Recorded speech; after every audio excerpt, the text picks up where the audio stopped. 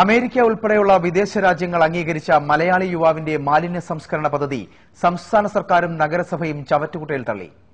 Commission തട്ടാനാകാത്തതിന്റെ പേരിൽ ശുചിത്വ mission ഉൾപ്പെടെയുള്ളവ പദ്ധതി അട്ടിമറിച്ചുവെന്നും ആക്ഷേപമുയരുന്നു. അമേരിക്കൻ പ്രതിരോധ മേഖലയിലെ പ്രമുഖ സ്ഥാപനമായ ലോക്ഹീഡ് മാർട്ടിൻ തിരഞ്ഞെടുത്ത ഇന്ത്യയിലെ മികച്ച 60 കണ്ടുപിടുത്തങ്ങളിലൊന്നാണ് പ്ലീഡ് ഡോം ബയോഗ്യാസ് പ്ലാന്റ്.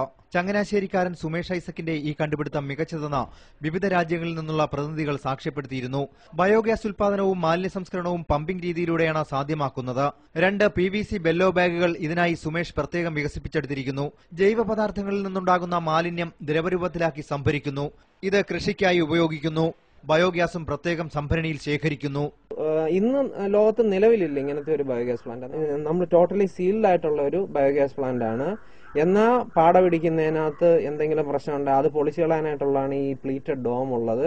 ഡൈജസ്റ്റർ ഒരിടത്ത് മാത്രം വെച്ചാൽ മതി. ഗ്യാസ് സ്റ്റോർ ചെയ്യുന്നതെല്ലാം നമുക്ക് വേറൊരു സ്ഥലത്ത് വെക്കാം. നമുക്ക് എവിടെ വേണേലും വെക്കാം.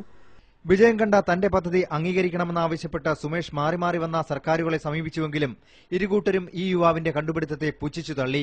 ഇതേ തുടർന്നാണ് സ്വന്തം നിലയിൽ തലസ്ഥാനത്തെ 10 വീടുകളിൽ സുമേഷ് തന്റെ പ്ലാന്റുകൾ സ്ഥാപിച്ചത്. ഇത് 100% സക്സസ് ആണ് എന്ന് പറഞ്ഞാൽ എനിക്ക് വേസ്റ്റ് കൊണ്ട് കളയേണ്ട കാര്യമില്ല, ഗ്യാസ് കിട്ടുന്നുണ്ട്. ഇത് രണ്ടും എന്ന് പറഞ്ഞാൽ ഇപ്പൊ ഇതുകൊണ്ട് യാതൊരു ബുദ്ധിമുട്ടില്ല. കാരണം ഇതിന് സ്മെല്ലില്ല. ഇപ്പൊ ഈ ഇവിടെ ഒന്നുകൊണ്ട് ഇടാവുന്നതേ ഉള്ളൂ. അങ്ങനെയൊക്കെ ഒരുപാട് ഉപയോഗങ്ങളുണ്ട്. നമുക്കപ്പം ബുദ്ധിമുട്ടെന്ന് പറയുന്നത് യാതൊന്നുമില്ല. 20 ലക്ഷത്തോളം രൂപ കടം വാങ്ങി പ്ലാന്റിനാവശ്യമായ PVC ബാഗുകൾ നിർമ്മിക്കുന്ന യന്ത്രം വാങ്ങിയ യുവാവ് ഇപ്പോൾ കടക്കണിയിലാണ്. വൻതുക കമ്മീഷൻ തട്ടാൻ ഇടനിലക്കാരോ ഏജൻസികളോ ഇല്ലാത്തതിനാൽ മാലിന്യ സംസ്കരണ രംഗത്തുള്ള സർക്കാർ സംവിധാനങ്ങൾ ഈ യുവാവിനെ ആട്ടിയകറ്റി.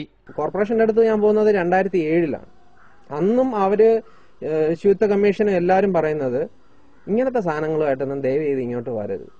ഇതിന്റെയൊക്കെ പിന്നിലെന്ന് പറയുന്നത് ഉറവിടങ്ങളിൽ മാലിന്യം തീർന്നു കഴിഞ്ഞാൽ അവർക്ക് മാലിന്യ സംസ്കരണത്തിന് വലിയ വലിയ മെഷീനറികൾ വെക്കാൻ പറ്റത്തില്ല. വിളപ്പിശാലയെ കൊണ്ടുപോയി തട്ടാൻ പറ്റത്തില്ല. അവിടെയൊക്കെ കോടിക്കണക്കിന് രൂപയുടെ ക്രയവിക്രയങ്ങളാണ് നടക്കുന്നത്. അതെല്ലാം നിന്നുപോകും. അപ്പൊ അതാണ് ഇതിന്റെ പിന്നിലുള്ള പ്രധാന അജണ്ട. വ്യാവസായിക അടിസ്ഥാനത്തിൽ വെറും 10,000 രൂപ വീതം മുടക്കിയാൽ ഇത്തരം മാലിന്യ സംസ്കരണ പ്ലാന്റുകൾ വ്യാപകമാക്കാമെന്നിരിക്കെയാണ് സർക്കാർ കമ്മീഷൻ ലക്ഷ്യമിട്ട് മൊബൈൽ ഇൻസിനറേറ്റർ പോലുള്ള അപ്രായോഗിക യന്ത്രങ്ങൾ വാങ്ങിക്കൂട്ടുന്നത്.